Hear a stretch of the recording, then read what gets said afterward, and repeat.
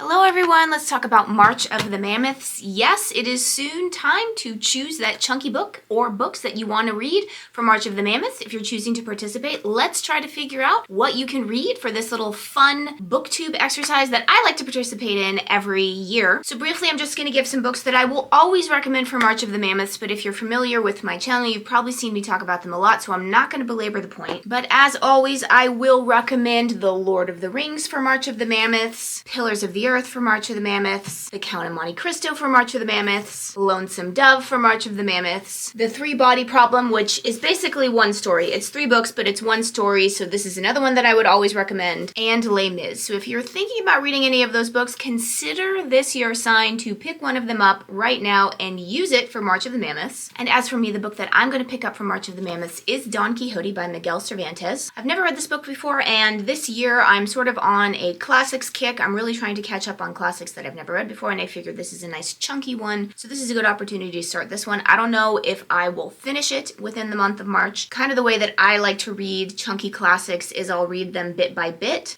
because sometimes they can get a little, I don't know, like stale, I would say. Definitely worth it, but it's not, something that you're just like turning the page. Or who knows, maybe it will be. I've heard a lot of good things about Don Quixote, so I'm looking forward to this one. Now, in terms of other chunky books that you could pick up, Roots by Alex Haley. This is one that I plan on reading this year. It's over 800 pages, and if you are being, really specific about March of the Mammoths, kind of the rules are the book has to be over 800 pages. I don't really follow that rule. I kind of just think, if it's a chunky book, then that's a good way to read it. But this book, this was a sensation when it was written. I believe it was written in the late 70s, but it's basically about a family of African Americans and how they trace back their roots all the way to Africa. Another chunky book you could pick up is The Prince of Tides. Now, this is another book that was a huge sensation when it was written. It's basically a story about the turbulent lives of a brother and a sister, and I believe it takes place in South Carolina. But again, another modern classic that I've never read and that I'm going to get to this year sometime. Now, in terms of large books that you might want to listen to, so Kristen Lavransdatter, this is a book that I listened to last year. It's really long, it's about 45 hours. It is a classic. It is about a woman, a Norwegian woman, and basically just her life from birth to death. I feel like it's a classic that's worth reading or listening to. If you don't want to commit to all 45 hours, it actually is 3 books in one. And I would argue that if you just wanted to get a flavor of it, it's,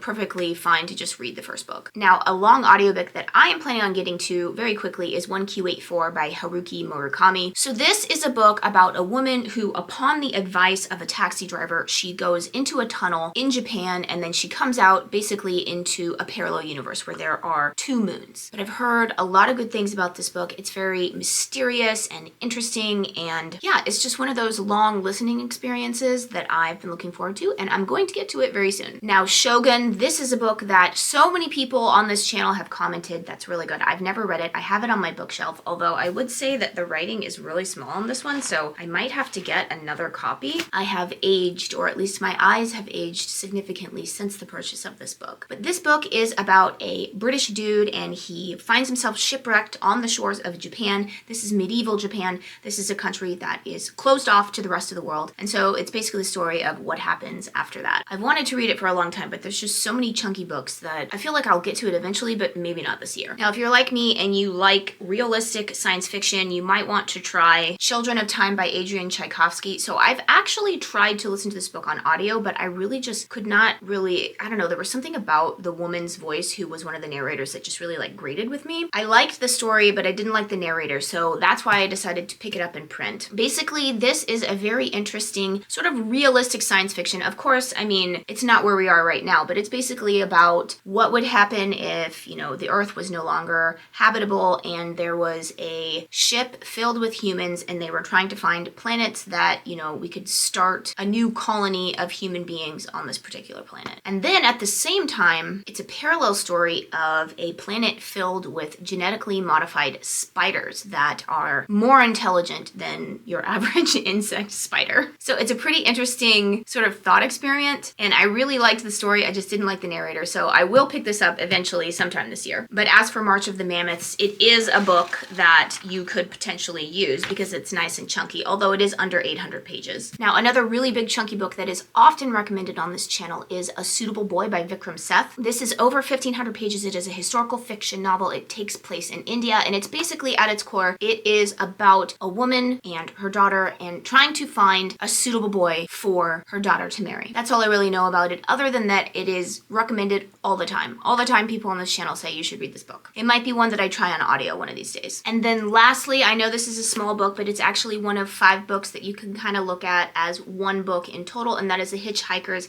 Guide to the Galaxy, books 1 through 5. I feel like this is a book that is very influential and people mention it all the time, and there's so many people who absolutely love this book. So if you can't quite figure out what you want to do for March of the Mammoths, you might want to try this one. Well, anyways, let me know in the comments below, what are you going to read for March of the Mammoths? Are any of these books that I mentioned maybe one that you might want to pick up? And as always, happy reading.